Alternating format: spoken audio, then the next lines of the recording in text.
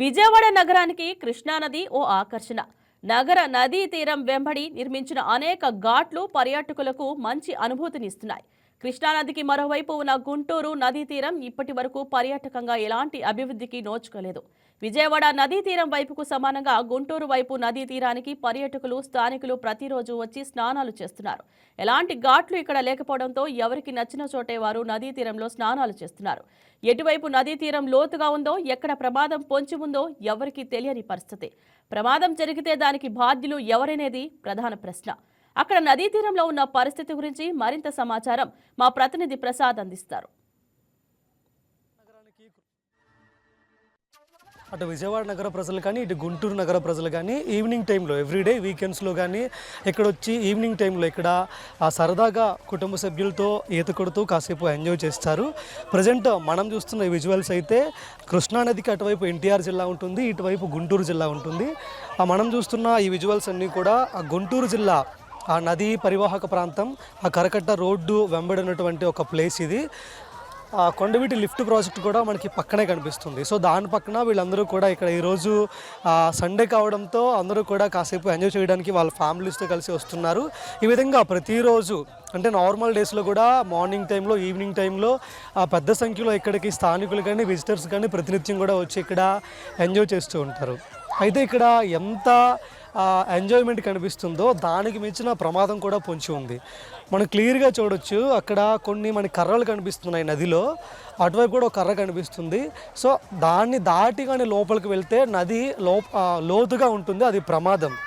దాన్ని దాటి వెళ్ళొద్దని చెప్పేసి ఇక్కడ ఎవరైతే ఈతకు వస్తారో స్థానికులు వాళ్ళు ఏర్పాటు చేసుకున్న ఆ సేఫ్టీ మెజర్మెంట్స్ అవి.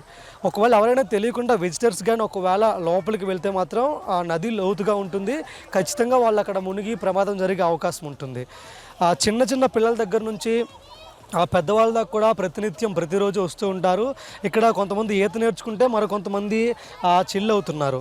సో ఇక్కడ ఒక ఘాట్ ఏర్పాటు చేసి, అంటే ఈ ప్రాంతంలో ఇటువైపు ఈ తీరాన్ని విజయవాడ నగరంలో ఎలా అయితే ఏ విధంగా అయితే ఘాట్స్ ఏర్పాటు చేశారు నదీ పరివాహక ప్రాంతంలో, ఇటువైపు కూడా ఎక్కడైతే ఇక్కడ ఈత కొడుతున్నారో ఈ ప్లేస్లో ఒక ఘాట్ ఏర్పాటు చేస్తే ఖచ్చితంగా మనకి వాళ్ళకి సేఫ్టీ మెజర్మెంట్స్ గవర్నమెంట్ అనేది ప్రొవైడ్ చేస్తుంది. కాబట్టి దాన్ని దాటి ఇక పర్యాటకులు కానీ విజిటర్స్ కానీ లోపలికి వెళ్లకుండా ఉంటారు, ప్రమాదం జరగదు.